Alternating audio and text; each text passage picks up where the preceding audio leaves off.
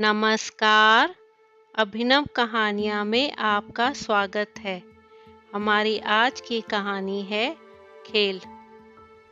मैं काव्या हमेशा हर जगह, हर क्षेत्र में, हर हाल में टॉपर हूँ।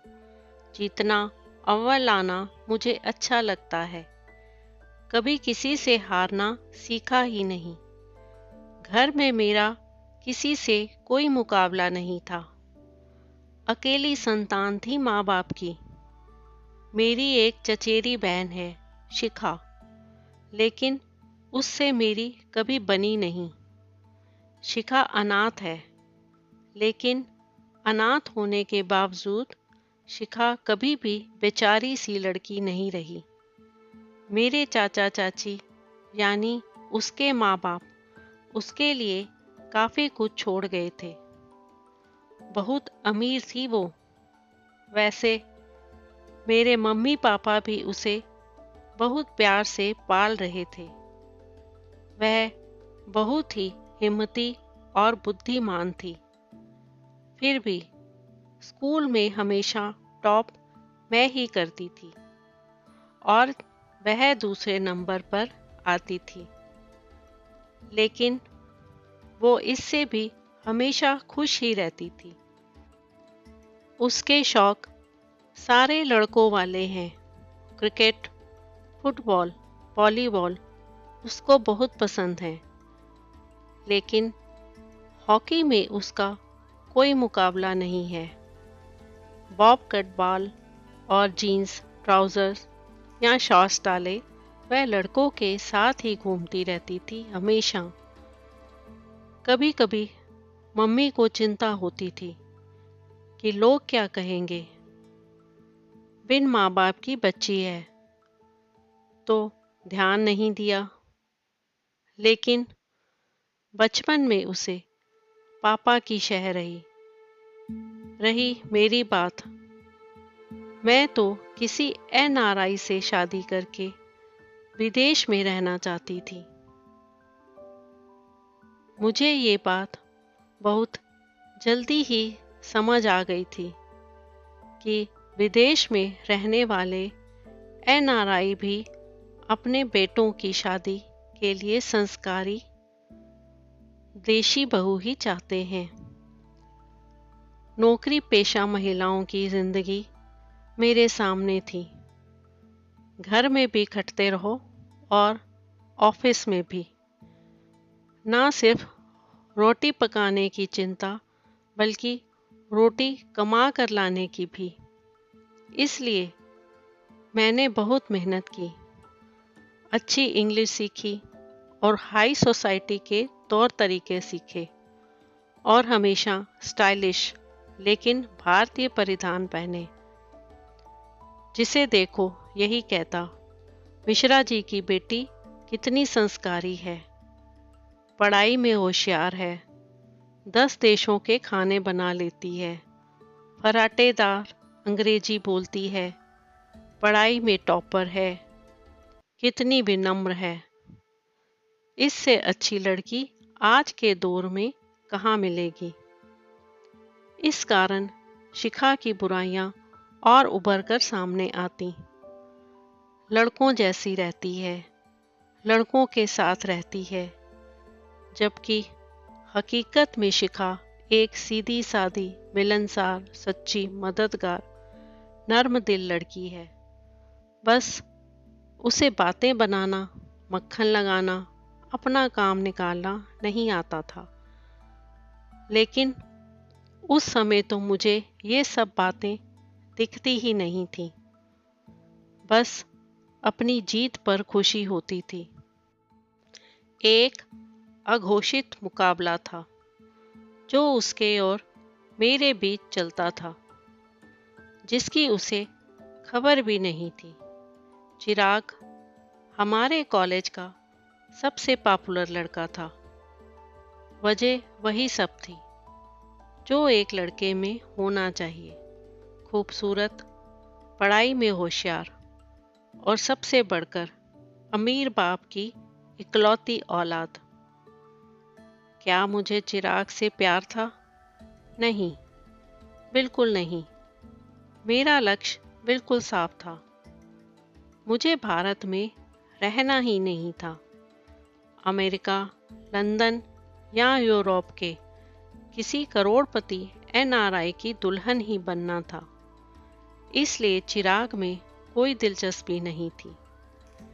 स्पोर्ट्स में एक जैसे शौक रखने के कारण शिखा से चिराग की बढ़िया जमती थी। अक्सर वे लोग साथ घूमते दिख जाते थे।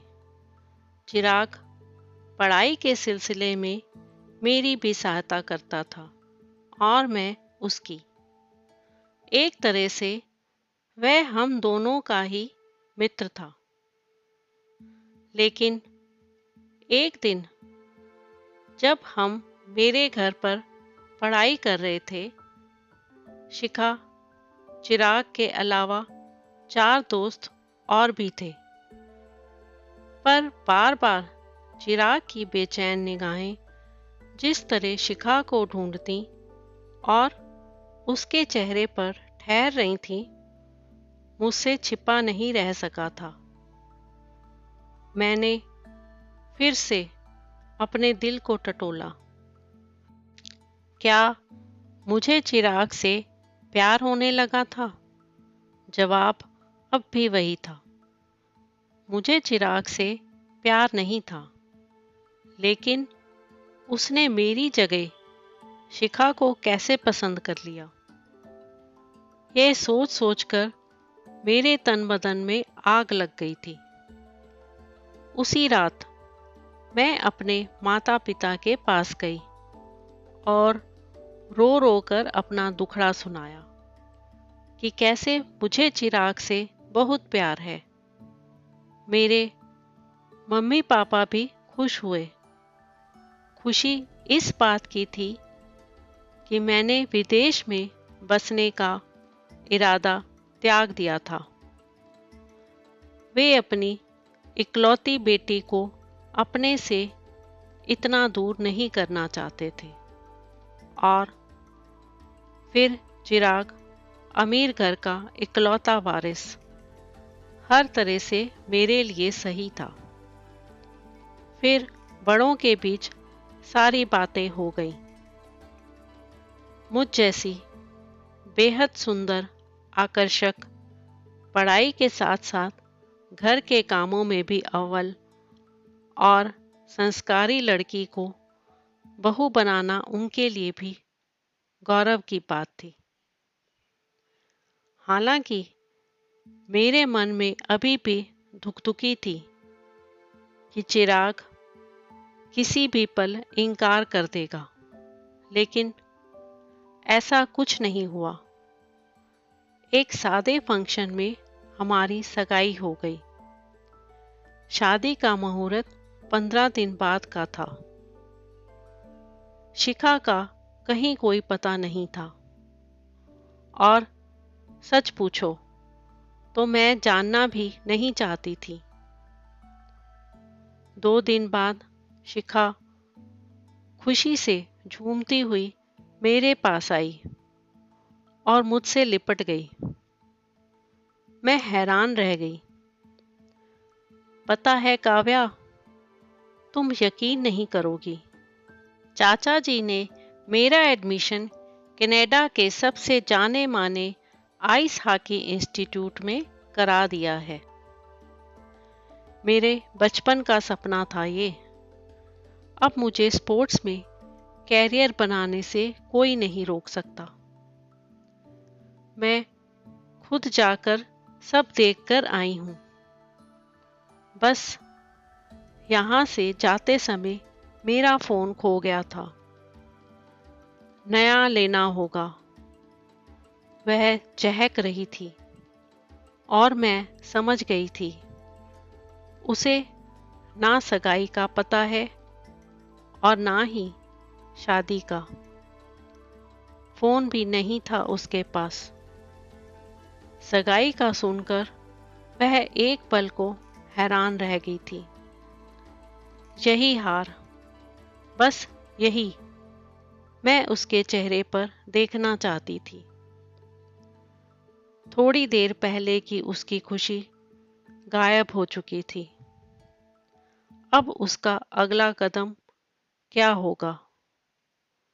मैं इसी डर में घिरी थी। पर उम्मीद के खिलाफ उसने खामोशी से अपनी पैकिंग की थी और 3 दिन बाद ही दोबारा कनाडा रवाना हो गई। मेरी शादी तक रुकी ही नहीं। शादी के अगले ही साल मैं एक प्यारी सी बेटी की माँ भी बन गई थी।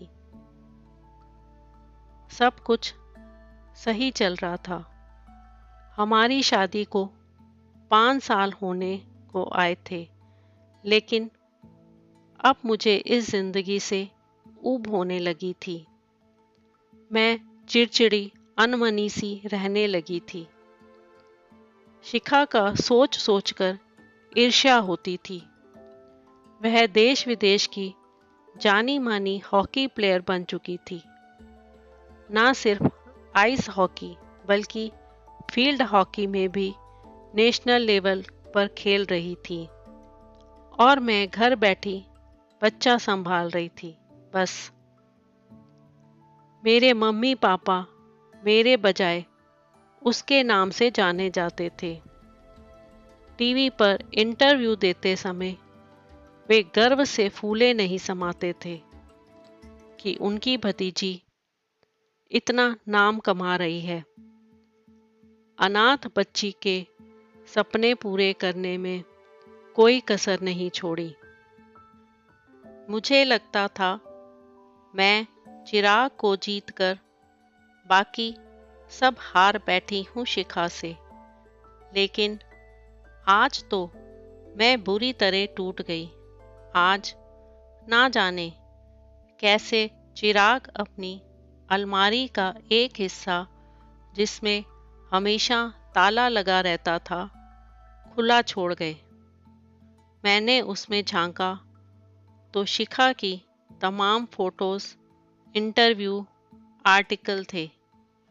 साथ ही एक डायरी जिसमें चिराग ने अपने दिल की हर एक बात लिखी थी कि कैसे उसे पहली बार शिखा से प्यार हुआ। शिखा की पसंद नापसंद हर चीज़ उसमें लिखी थी। चिराग ने कभी मुझसे नहीं पूछा था मेरा पसंद का रंग, फिल्म, गाना, खाना, पर शिखा के बारे में सब पता था। ये भी लिखा था कैसे मेरे पापा ने बताया कि वह कनाडा जाकर हॉकी सीखना चाहती है, इसलिए उसे लगता है कि उसका प्यार शिखा के कैरियर में रुकावट नहीं बनना चाहिए। आखिरी पेज पर यह भी लिखा था कि काव्या एक अच्छी पत्नी की खूबियों वाली लड़की है और मम्मी पापा को बहुत पसंद है। किसी से तो करना ही है, शादी तो काव्या से ही क्यों नहीं। वह शिखा की जगह नहीं ले सकती, लेकिन मैं ईमानदारी से अपनी जिम्मेदारियां उसके प्रति जरूर निभाऊंगा। उसे कोई दुख नहीं पहुंचने दूंगा। मैं रो रही थी। जिद, अहंकार और बेवजह के हार जीत के इस खेल में मेरे हाथ क्या आया था। इस बार जब अपना दिल टटोला, अब जबकि उसे चिराग से बेहद प्यार था, चिराग की डायरी के आखिरी पेज पर लिखा था,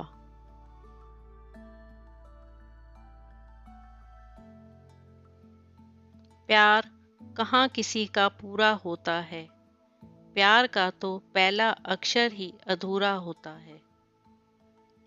तो दोस्तों, आपको आज की कहानी कैसी लगी? लाइक और कमेंट करके ज़रूर बताएं और चैनल को सब्सक्राइब करना बिल्कुल ना भूलें। तो मिलते हैं एक नई कहानी के साथ बहुत बहुत धन्यवाद।